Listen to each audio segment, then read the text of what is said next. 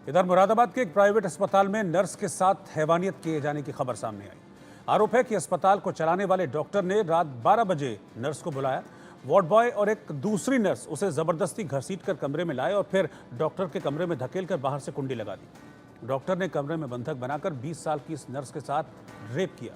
इसके बाद जब मामला सामने आया तो वार्ड बॉय, नर्स और डॉक्टर इन तीनों को अरेस्ट कर लिया गया है। साथ ही इस अस्पताल को सील भी कर दिया गया है। मुरादाबाद में हुई इस घटना ने सबको हिलाकर रख दिया।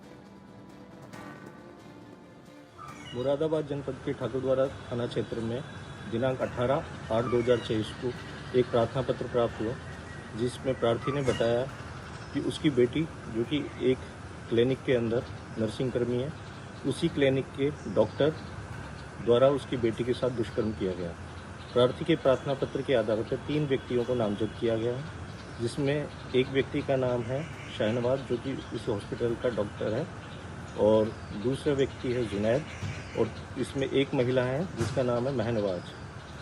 और इन तीनों व्यक्तियों पर मुकदमा दर्ज किया गया और मुकदमा BNS की धारा 61(2), 64, 351(2), 127(2) और SC/ST के तहत मुकदमा पंजीकृत किया गया है। शहनवाज इलियास मुरादाबाद से मेरे संवाददाता इस वक्त साथ जुड़ रहे हैं। शहनवाज, मुरादाबाद में कहाँ का ये मामला है? कौन था ये डॉक्टर जिसने इस शर्मनाक वारदात को अंजाम दिया? और उससे भी बड़ी हैरानी की बात यह है कि एक नर्स ही मदद करती है उसकी रेप करने में, दूसरी नर्स का।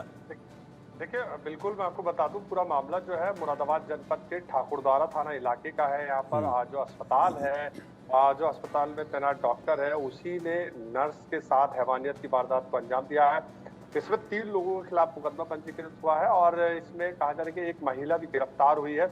और सबसे शर्मसार करने वाली बात यही है कि जो महिला थी, उसने उस जो डॉक्टर के कहने पर वहां उस जो नर्स को, जो है पीड़िता को, वहां हैवानियत का शिकार बन पाया। पुलिस ने तीनों लोगों को जो है वो गिरफ्तार कर लिया है। पुलिस का कहना है कि इसमें कठोर कार्रवाई की जाएगी।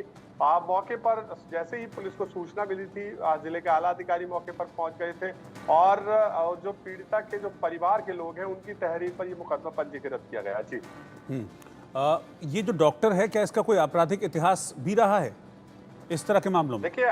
देखिए बिल्कुल, जिस तरीके से ये कहा जा रहा है कि अस्पताल है, वहाँ मौके पर जो CMO है वो मौके पर वहाँ पहुंचे थे। CMO से हमारी बात हुई, उनका कहना है कि ये जो अस्पताल बनाया गया है, इस अस्पताल का जो मानक है, उन्हें ताक में रख के अस्पताल चल रहा था।